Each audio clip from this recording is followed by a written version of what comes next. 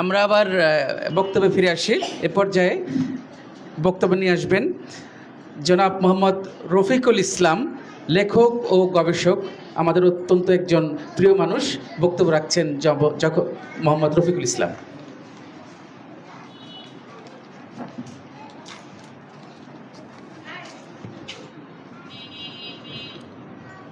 আজকে ঢাকা 416 বছর দিবস উপলক্ষে আয়োজিত এই চমৎকার অনুষ্ঠানের প্রধান অতিথি হিসেবে উপস্থিত রয়েছেন মোহাম্মদ মোখলিসুর রহমান ভূঁইয়া, কাস্টোডিয়ান, লালবাগ দুর্গ ও জাদুঘর, এবং বিশেষ অতিথি এখানে রয়েছেন হাজী শামির উদ্দিন ভাই, ঢাকা সব্যাসী সংগঠন। এছাড়া অ্যাডভোকেট মোহাম্মদ আজহারউদ্দিন, অতিরিক্ত পাবলিক প্রসিকিউটর, জেলা ও দায়রা জজ আদালত, এবং আজকে অনুষ্ঠানে সভাপতিত্ব করছেন আজাদ মুসলিম ওয়েলফেয়ার কমপ্লেক্সের সভাপতি আলহাজ হোসেন আক্তার। অবশ্যই তিনি এখানে এসে পৌঁছান নাই।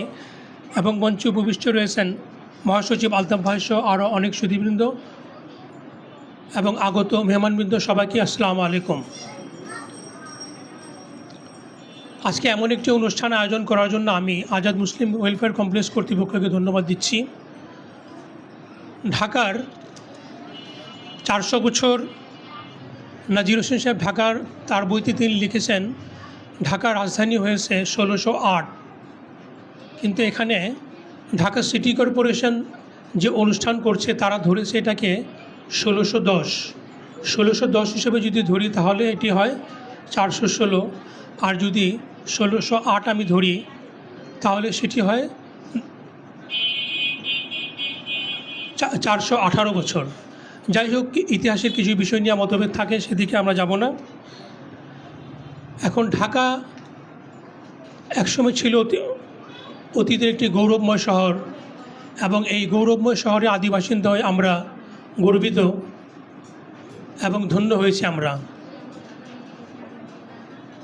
আজাদ মুসলিম ওয়েলফেয়ার কমপ্লেক্সের প্রতিষ্ঠাতা নাজির হোসেন সাহেব একজন বহু প্রতিভাবান মানুষ। তিনি যেমন লেখালেখিতে ছিলেন সিদ্ধহস্ত, তেমনি তিনি একটি তার সংগঠন যেটি তিনি অনেক দূর পর্যন্ত নিয়ে গিয়েছেন এবং এর দ্বারা অনেক মানুষ উপকৃত হচ্ছে। তার লেখা কিংবদন্তি ঢাকা, এটি সুলিখিত এবং সুপঠিত একটি গ্রন্থ যা পাঠক সমাজে ব্যাপক সাড়া জাগিয়েছে এবং এখনও এই বইটি অনেকে খুঁজেন। আমরা শৈশবে এই বইটি পড়েছি, সেকেন্ড এডিশন, এবং এর পরবর্তী সময়ে যে কালো বইটি প্রকাশ হয়েছে সেটিও পড়েছি। এটি তার ইতিহাসের অনেক তথ্য তো এখানে আছেই, কিন্তু তার ব্যক্তিগত জীবনের অনেক অভিজ্ঞতা এবং অনেক স্মৃতি এতে লিপিবদ্ধ হয়েছে।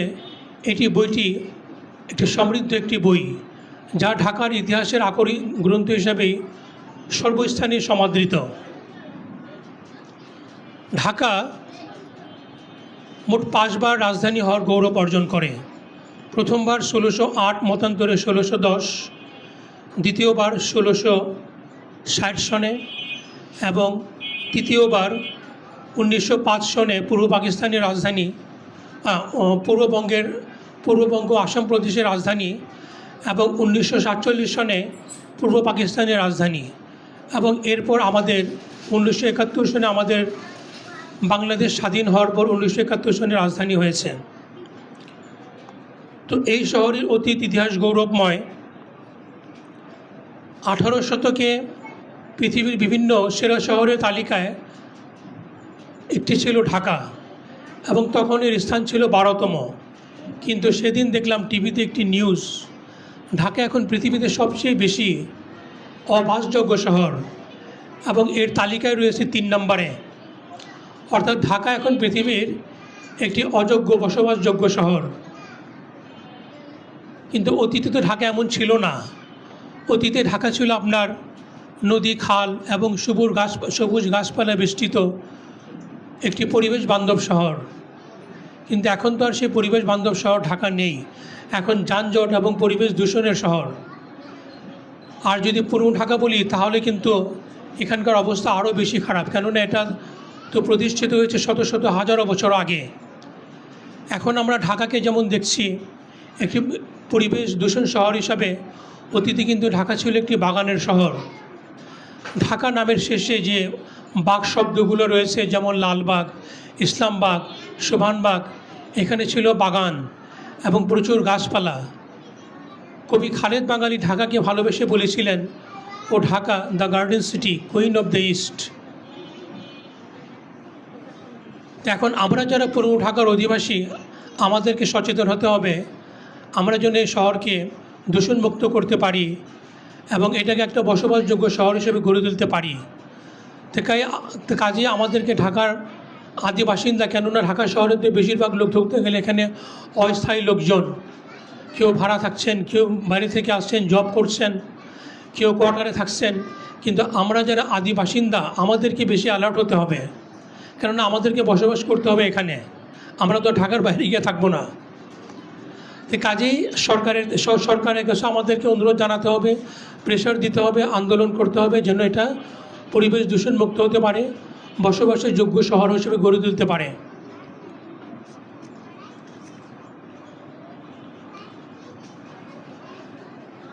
ঢাকা তথা বাংলাদেশ দুটি ইস্যুর উপরে গুরুত্বপূর্ণ এবং এই দুটি ইস্যুর উপরে কিন্তু আমাদের দেশ প্রতিষ্ঠিত। যেমন ধরা যাক 52 ভাষা আন্দোলন এবং 71 মুক্তিযুদ্ধ। 52 ভাষা আন্দোলনে কিন্তু ঢাকিয়া মানুষের অবদান রয়েছে অনেক। ঢাকিয়াদের মধ্যে রয়েছে বেশ কিছু ভাষা সৈনিক, যাদেরকে কিছুদিন আগেও আমরা ঢাকা সমিতিতে মরণোত্তর তাদেরকে আমরা সম্মাননা দিয়েছি। শহীদ মিনার নির্মাণেও কিন্তু ঢাকিয়াদের অবদান রয়েছে এবং শিল্পী হামিদুর রহমান অর্থাৎ শহীদ মিনারের যিনি ডিজাইনার, তিনিও কিন্তু ঢাকাইয়া। আর শহীদ মিনার নির্মাণে যিনি প্রথম দিকে সহযোগিতা করেছেন অর্থাৎ প্যারু সর্দার, তিনিও ঢাকাইয়া।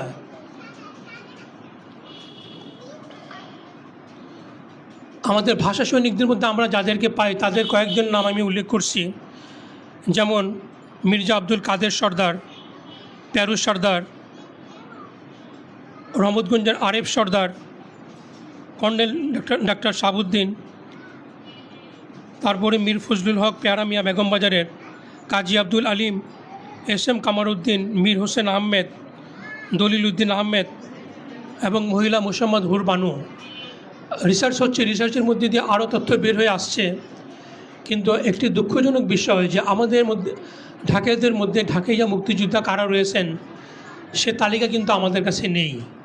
অর্থাৎ ঢাকাইয়া মুক্তিযোদ্ধাদের একটি সঠিক তালিকা হওয়া দরকার এবং এটি প্রচার হওয়া দরকার, জন্য আমরা আমাদের নতুন প্রজন্মের কাছে আমরা এই বিষয়গুলো তুলে ধরতে পারি যে মুক্তিযুদ্ধে আমাদের কি অবদান রয়েছে, আমাদের কি ক্ষয়ক্ষতি হয়েছে, আমাদের মধ্যে মুক্তিযোদ্ধা কারা রয়েছেন, ভাষা সৈনিক রয়েছেন। তো এগুলো আমাদেরকে গুরুত্ব সহকারে জাতির কাছে তুলে ধরতে হবে।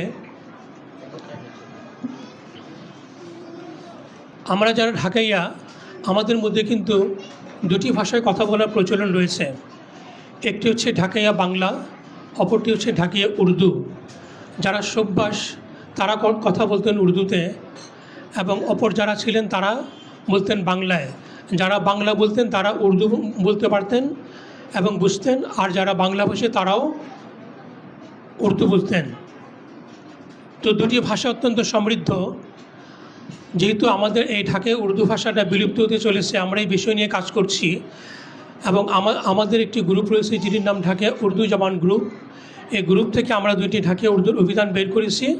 আমাদের এই ভাষাটা ঢাকিয়া বাংলা ভাষাটা যেমন ব্যাপক প্রচলন রয়েছে, কিন্তু ঢাকায় উর্দুটা কিন্তু তেমন নেই। ঢাকায় উর্দুটা বিলুপ্ত হতে চলেছে। এই ভাষা নিয়ে দুটি অভিধান আমরা প্রকাশ করেছি এবং আমরা চেষ্টা করছি যেন টিভিতে বা সিনেমায় আমাদের ঢাকায় উর্দু ভাষাটা যেমন আসে। বাংলা ভাষাটাতে কিছু কিছু আসতেছে, যদিও সঠিকভাবে আসতেছে না, তারপরেও কিছু কিছু আসতেছে, কিন্তু উর্দুটা কিন্তু একেবারেই বিলুপ্ত। তো আমাদের এই ডিকশনারি দুটি আমি আজাদ মুসলিম ওয়েলফেয়ার কমপ্লেক্সের সভাপতি জনাব হোসেন আক্তার ভাইয়ের কাছে আমি উপহার হিসেবে তুলে দিচ্ছি।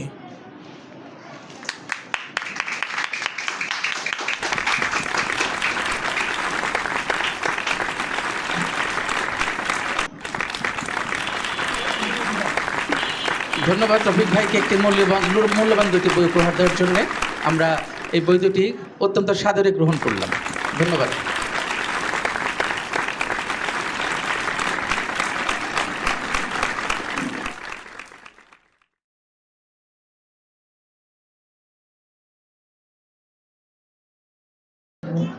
তো আজকে আমি আমার এই বক্তব্যকে আর দীর্ঘায়িত না করে এখানে শেষ করছি। সবাইকে ধন্যবাদ।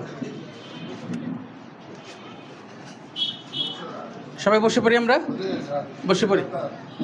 আমাদের রফিক ভাই এতক্ষণ কথা বললেন, উনি কিন্তু গুরুত্বপূর্ণ বেশ কিছু পয়েন্ট তুলে ধরেছেন। তার মধ্যে ঢাকায় মুক্তিযোদ্ধাদের যে তালিকাটা সেটা হয়নি, এটা একটা গুরুত্বপূর্ণ বিষয়।